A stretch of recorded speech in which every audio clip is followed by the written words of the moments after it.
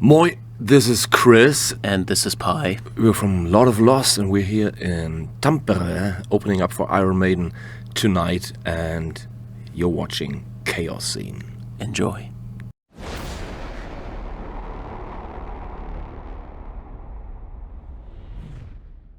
Okay, so hello everyone. Chaoszine is today here at the Nokia Arena in Tampere, Finland, and I'm here with Pi and Chris from the band Lord of the Lost.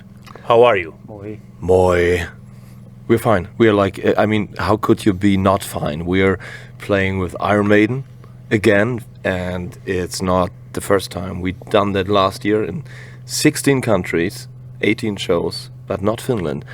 Now we're here, and many people out there know Finland is one of our most favorite countries. We recorded our last record here for the reason that we love the feeling of being here. So, yeah, how can we not be perfectly good today?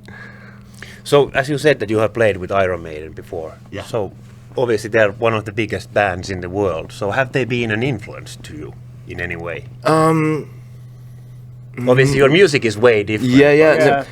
No, really not. It was one of the bands where I had, like, you actually have the shirt of this. Yes. That was my first Iron Maiden album. I bought it on Okay. some flea market on CD in Germany, like many years ago. And it was one of the bands where I can't speak for him, but for me it was like I was listening to it, but I think it did not really influence me, because like it starts with the vocals, like the way Bruce sings, his range, everything is so different from my vocal ability, so I could not even compare with that. It's a totally different ballpark. And the way Iron Maiden are using guitars and riffs is totally different. So it was one of the bands I always adored and admired, but I think they did not really influence me musically until last year being on tour with them. Yeah. Because the song that we wrote, which we are opening up the Maiden shows this year, the song is called The Curtain Falls. I wrote it on the Steve Harris signature bass model, which I bought after the tour. And the way I'm using bass lines there, I think it's pretty heavily influenced by Iron Maiden. So, I think next to the music side, where I'm siding with Chris, it's hasn't been an inspiration until we've toured with them.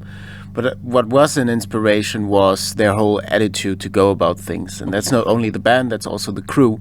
Because 110% always 110%, and the work ethic is always up there. Yeah, but also like the heart. Exactly, their attitude towards people when they're come new onto the production. For example, us as a small band last year, we started in Croatia, and we're like, "Hi, we're the new guys." We're like this tiny, and they were so welcoming, and so I mean, it says a lot that you have to mention that, but so respectful, and so like hasn't been really a hierarchy there, and it was really nice that they're so humble about everything, very helpful, welcoming, even at a level where they're at. They don't forget about that. They don't have to be that if they don't want to be that. And I've heard also bad stories from that situations when there's like small band opening for a big band. Everybody has heard those bad stories. But there's so many bands out there, they don't have to be like that. Yeah, but they still are. And there's the saying, never meet your heroes. I must say, in the case of Iron Maiden, that's not true. Meet your heroes. And that's an inspiration, if you always can maintain that level of respect and friendliness. Obviously they put up like an amazing show every night. So have you actually learned anything from their like stage production, or have you sort of like tried to take anything to your palette sort of? Not actively. It's not like you're watching like, oh, okay, I want to try this, and because but to get sort of like an inspiration. Yeah, but I think it's something which goes more to the subconscious, especially when you see people that are like, I mean, I'm 43 and Bruce is like 63, and he's the youngest in the band, and these guys are jumping around like teenagers, and they have this energy, and this is so inspiring. And of course sometimes you see them like doing things with their guitars like, That looks nice. Maybe I try that. But I think it's something that goes more in the subconscious. It's really motivating. Yeah. It's motivating when you see a band doing that for so long. I think Iron Maiden were founded in 1974. Something So like that. nearly 50 years, and they still do it. And you can see that it's what they love. Yeah. And that's a big inspiration. And they do it on a very high level considering how yeah. old they are already. Yes. They Yes. do like amazingly energetic performance, like night after night after night. Yes. Yes. That was the thing. I've first seen them live last year on tour. I didn't know too much about Iron Maiden, so I always respected them, but I never declared myself a fan until last year. I've seen the first show in Croatia and was like, now I get it. Yeah. Now I get it. Yeah. That's that. When you see them live, you understand why they are a big band. Absolutely. Yeah. So obviously, before jumping onto the summer festivals, you actually did the Eurovision thing. So after now, what are your like thoughts about it overall? What kind of experience it was for you? We loved it. We loved it there. I mean, the placement that we have is completely contrary to our feelings towards the whole experience, because we would do it anytime again. Even if we knew yeah. we'd go last again, we'd do Yeah. it again. It was so great, so great. Was that result sort of like surprising, or was it like something that you didn't really care about it? That the experience was like more important. Germany kind of always goes last, or like very often, so it wasn't that surprising. But we thought like we would bring an element of surprise by being so different, and maybe we don't go last. Maybe we're somewhere like in the back of the midfield or something. But it wasn't like we weren't shocked or like really surprised. It was like, yeah, okay, well, here we go again. The most important thing for us was like to stay authentic, to really just do what we want to do, to present ourselves as the band as we are, and not trying to fit in the Eurovision world by altering things that do not feel like us. So we can go out of that thing saying we gave our best, and there's like really, we can see that in all the numbers, millions of people that loved it. And we feel proud to have been ambassadors to heavy music, because even colleagues of other bands say, hey, after Eurovision, our pre-sales went up because more people they found a door to heavy music. Yeah, that's very important. And we make it very easy, because we're not a typical metal band. So through us, it's kind of easy to get into heavier music. Because we're you also are sort of like a pop. gateway band to that. So, and that's lovely. And we're proud of that. So obviously you now mentioned already Cha Cha Cha, and obviously Finland came second after Loreen, and there were like quite a lot of discussions also about that, whether that jury vote should be there or shouldn't be there. That should it just be like public deciding who would win? What do you think about that? Yeah, the thing is, I don't know how deep like Chaoszine listeners of yours are in the whole Eurovision thing, so I try to put it simple. But there are three things. If I had control over Eurovision, if I'd be the boss of Eurovision, there would be three things I would change. First is the jury vote, because I think like, of course, in the end, it's some kind of contest, and it's about seeing what people like most. So I think people's choice is the best thing. I don't need the jury, because juries, it's still human beings, and they might decide by taste. And they can't even do something against it, because they're humans. You can't blame them for that. But why have a jury then?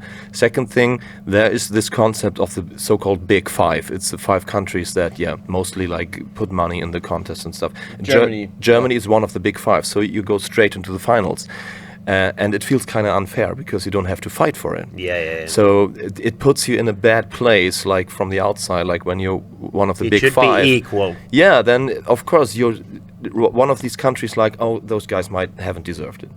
So I think that should be equal.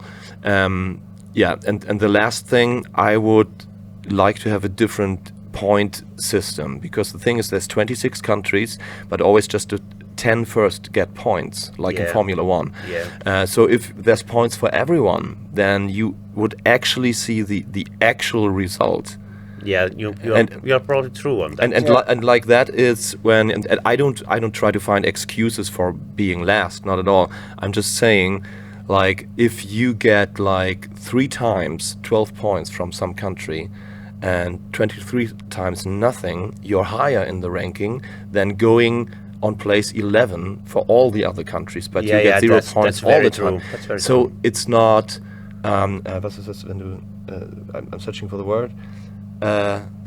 Transparent. Yeah, it's not transparent. Yeah. You don't really see the voting, and these are the things I changed. And also in terms of transparency, when you look at the juries, it's like, what is it, 180 people in total that are voting, It's 5 per country, which is then 50%, and millions upon millions of people is the other 50%. I think that amount of power, so to speak, in the hands of people you don't know.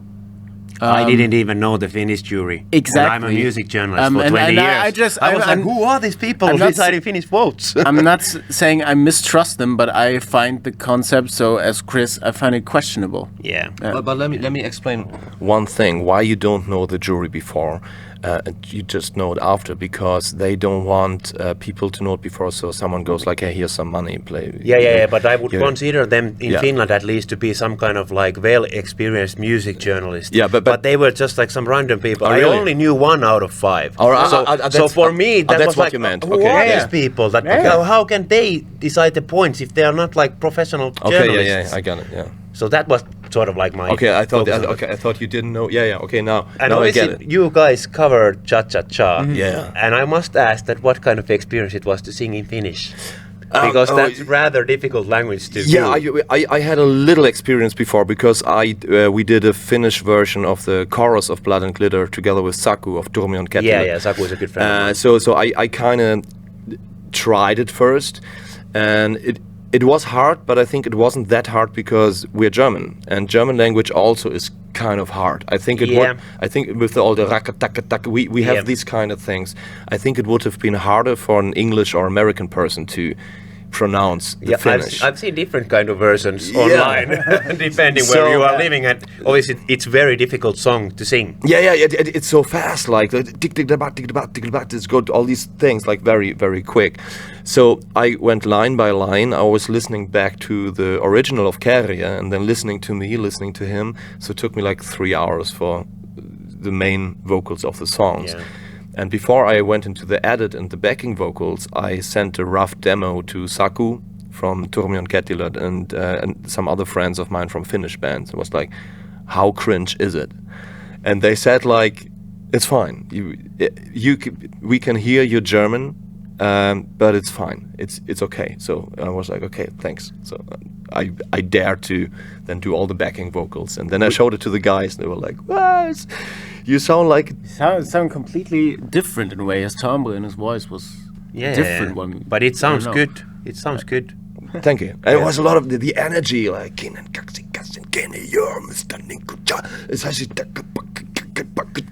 It's so... But it's the same with Finland than it is with Germany, I believe, that we have to send something different to the composition. Yeah. If we send some like regular pop artists there, nobody gives a shit about Finnish like pop singer. So we have to do something different. Like we had Blind Channel, like we had Lordi, it's almost like we had like it's almost expected. Well, kind of, we are a rock. But it was a country, great so. mixture, because Kärja was this weird somehow between the worlds, between rap and pop and Rammstein, Electric Callboy, whatever it was, some industrial weird, I don't know. And with the choreography. Yeah.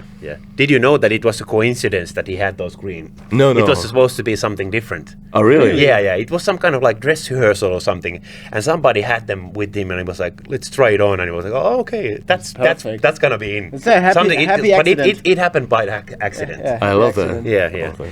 Do you plan on playing it today? No. I already got that asked like by 5 friends. You need to ask them if they're gonna play it. It wouldn't be it's the wrong. But people would go ape shit here. I know, but it's the first show with Maiden after 1 year, so we feel like we will do that on our headliner shows. We come back to Finland sometime in November. And you come on July to play John Smith Of Rock course. Festival, so I expect you to play it there. Maybe. You need to add it on your do set you list think there. so? I'll be there, so I'll expect you to play there. I'd also like to have the support of Kärja on stage. He's That would actually be cool. he's actually playing a show now from 40 kilometers from here. Oh wow. You know So the he's thing. already nearby. You know the thing is, I'm still struggling with the idea of singing that live, because I mean, you can put the lyrics there, but it's a different thing doing it in the studio live. Yeah. But I think I could pull it off. But actually, our dream is to, on our headliner shows in November, to have the chance to get Kari on stage for this one song and play together with him. So, but yeah. That would be amazing. Nice sort of collab. Yeah.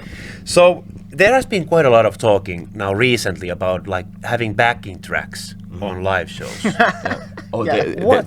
there has been talking. I didn't hear. It's a huge discussion on Loudwire and everything. everywhere. Yeah, So I what's know. actually like your take on that? You know, and subject? my take on that subject is very easy, because what we use for backing tracks is things which cannot be done by human hands, or you need 100 And that's keyboardists very for it. understandable. Yeah. So what we have there is like synthetic bass guitar support, so we get a little more of this industrial feeling. We have like the orchestra and the choir things in it, and like real distorted electronic beats, all these kind of things. What we don't have, what some other bands do. Some bands don't even have, like, I don't know, a bass player on stage or stuff, and then they just put it from tape.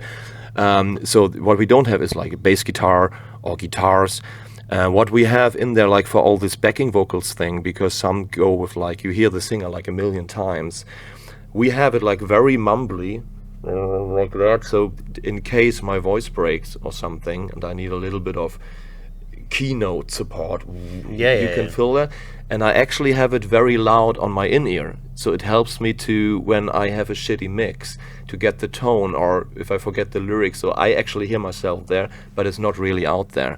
So our take on backing tracks is like, it's not human stuff going on there. So we have this robot sixth band member, but we would never put like real band member stuff on it.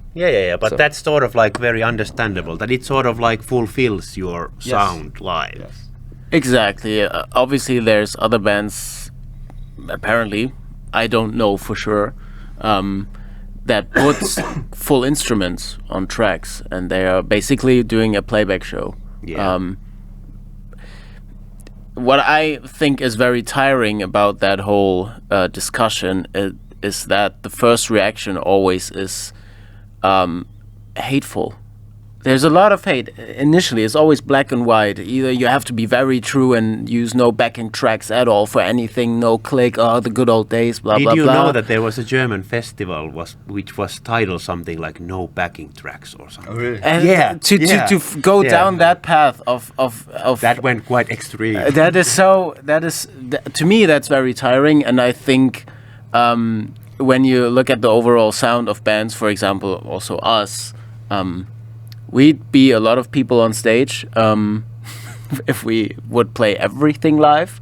And that's just not doable. But that as I said, it would be about like more keyboarders. Exactly. About like two other guys playing distorted Yeah. percussive But- things. So. And then do you want the full show or not is also a question that I like to ask. Because if you don't like backing tracks, but you want to experience the band as a whole. Before we wrap things up, a little bit about the future. What does it hold for you overall? What kind of actual plans do you have at the moment?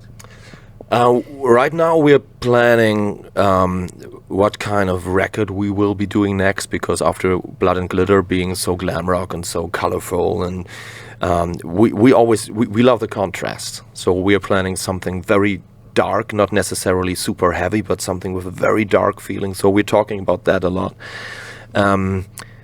Many people out there are begging for a Lot of Lost cover album for many years now. So maybe at the end of the year, who knows? Things like that. And of course, we're planning the next summer. And after Eurovision, so many doors opened with international things, festivals and opportunities, also money-wise, because like we get different offers now, which makes it even possible to go to some countries. Yeah, this business is not easy at the moment because of all that financial crisis, and everything costs are like higher than ever, and of course this is very tough industry to be in now, and It I guess some people most forget people that. understand. It has always been a top industry, now even more. Yeah, And yeah. also, but also to speak about the present, even this year, we're far from being done touring. I mean, this is the first show with Iron Maiden, first of 10, and we have a few festivals lined up, Hellfest, for example, and Wacken, Masters of Rock. Small festivals. Small, yeah, the unknown ones. Yeah. Headliner shows in various countries. Many of them sold out already. It's Yeah. crazy. We're so a lot of times in the UK this year for Eurovision, Maiden, own headline shows, and yeah, you already said it. We'll be back John Smith Festival and on our own headline shows in Finland. Yeah, no, we're not supposed to talk about the headline shows in Finland. We can't say any dates yet, but we're coming to Finland this We're year. coming to Finland this year.